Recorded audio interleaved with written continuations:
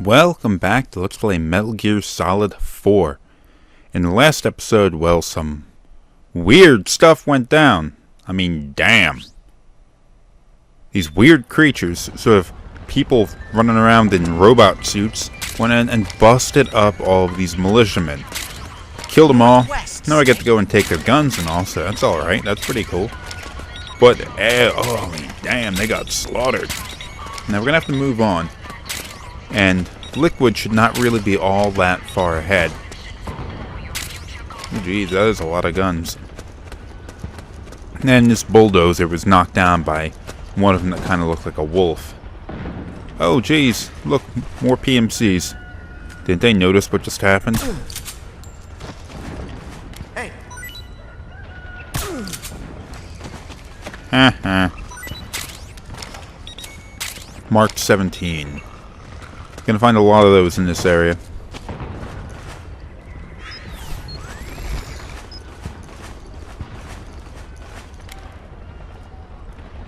Can you shoot them through the barbed wire? I don't know. There we go. I didn't shot it from over top, but I wonder if you could. Watch out, there'll be a tank up ahead. But you can go around if you want.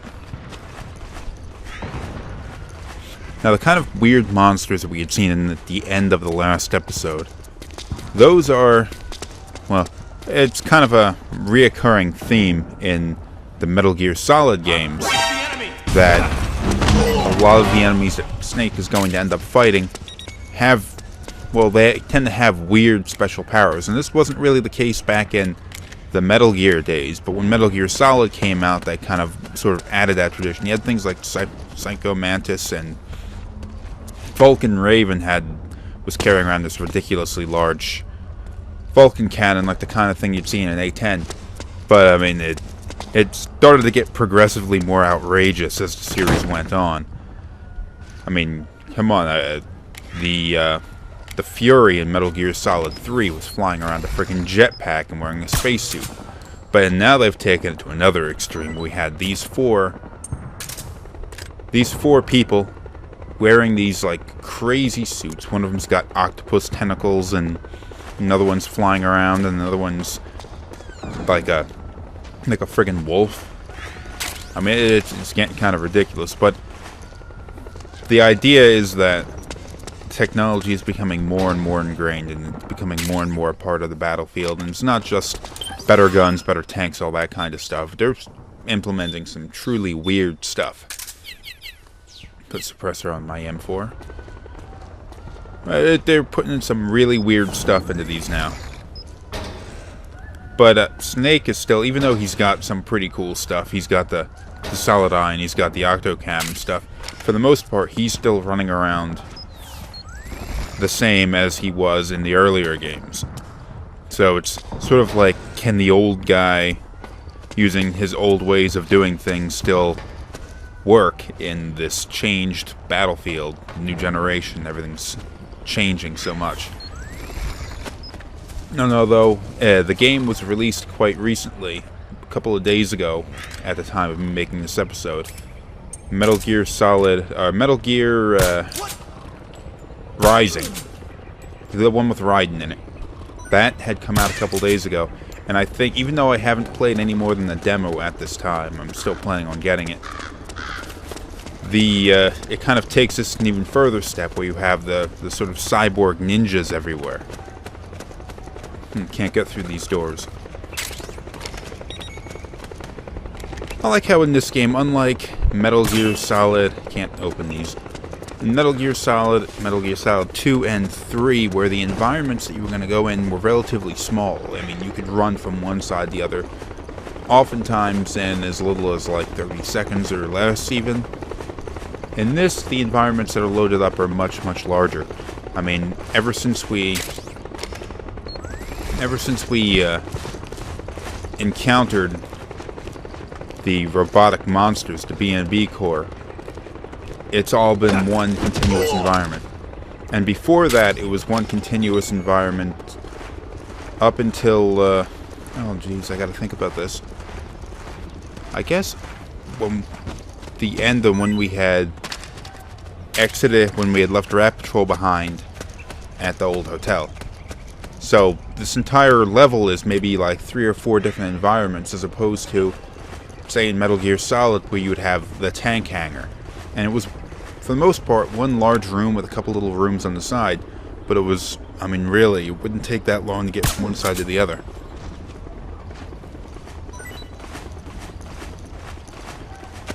I am putting way too much effort into sneaking around. This is not really necessary.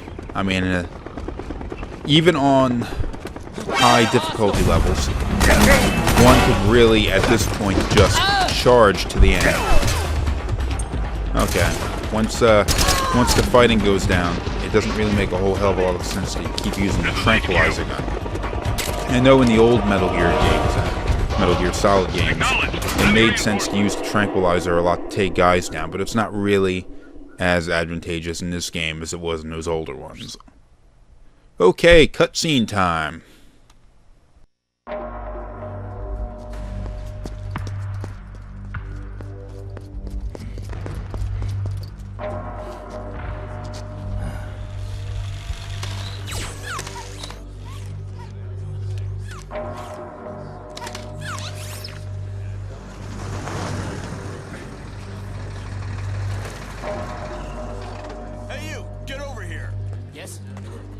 Connection problems. Go check it out. Yes, sir. Otacon, wait here.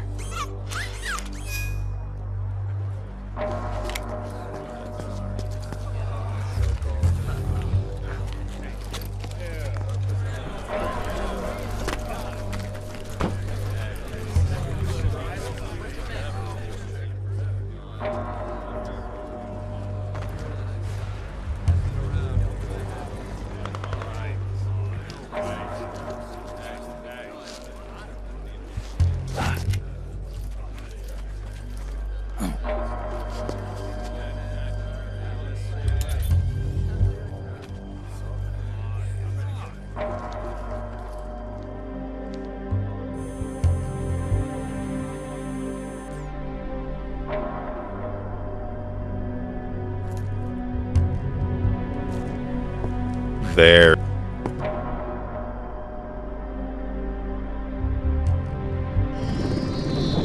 Liquid.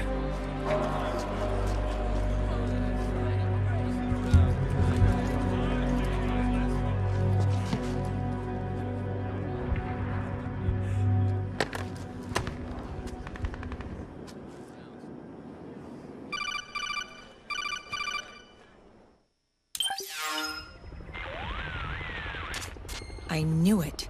Snake, you're here to kill Liquid, aren't you? That's the mission. Are you going to stop me? My mission is to inspect the PMCs. I'm not in a position to take action. All I can do is stand by and watch. I can't help you, understand? I'm a peacekeeper, here to keep order. Understood.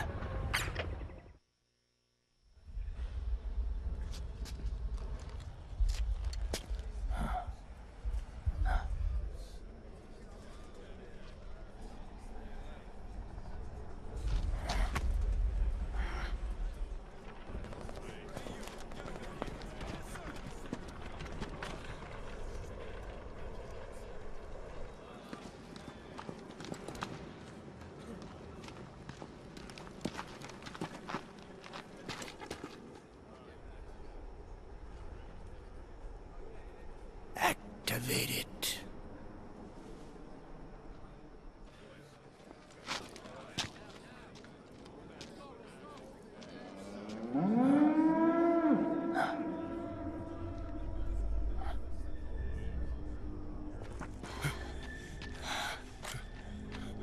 What? What? What? What?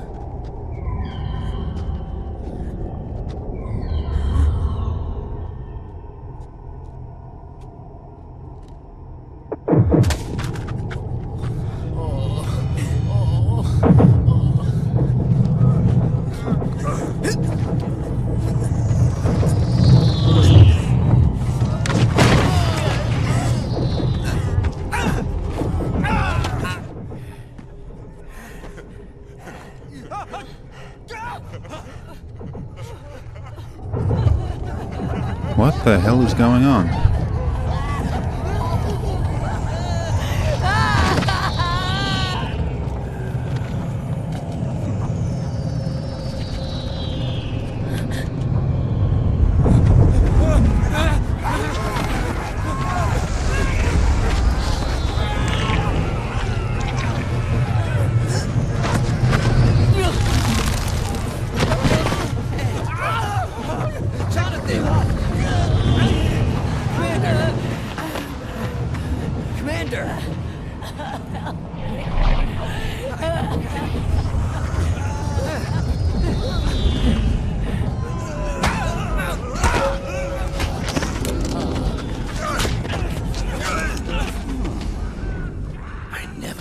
It would be so easy, but these results, refreshing, don't you think?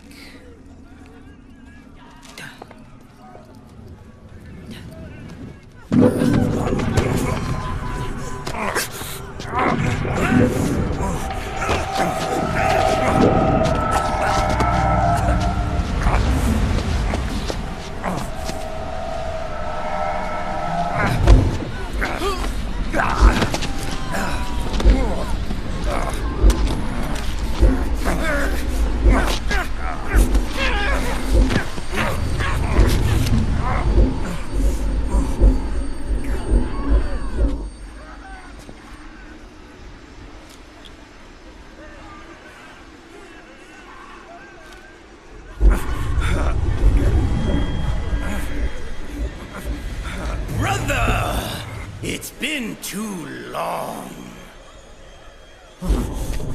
Liquid. Rejoice! We're not copies of our father, after all. We're free of the shackles of fate. Snake, brother. We are free!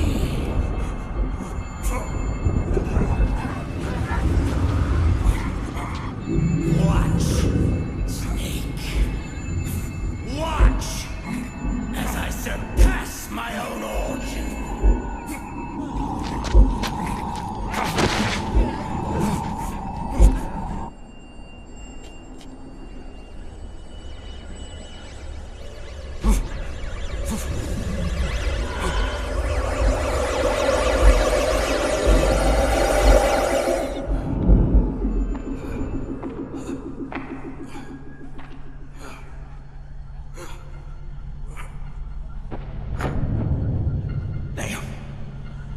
Is that Naomi?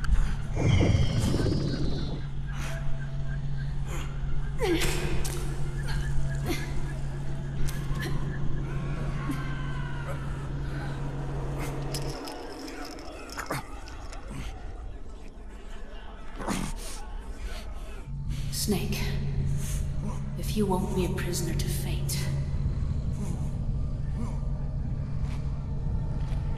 then go. Fulfill your destiny.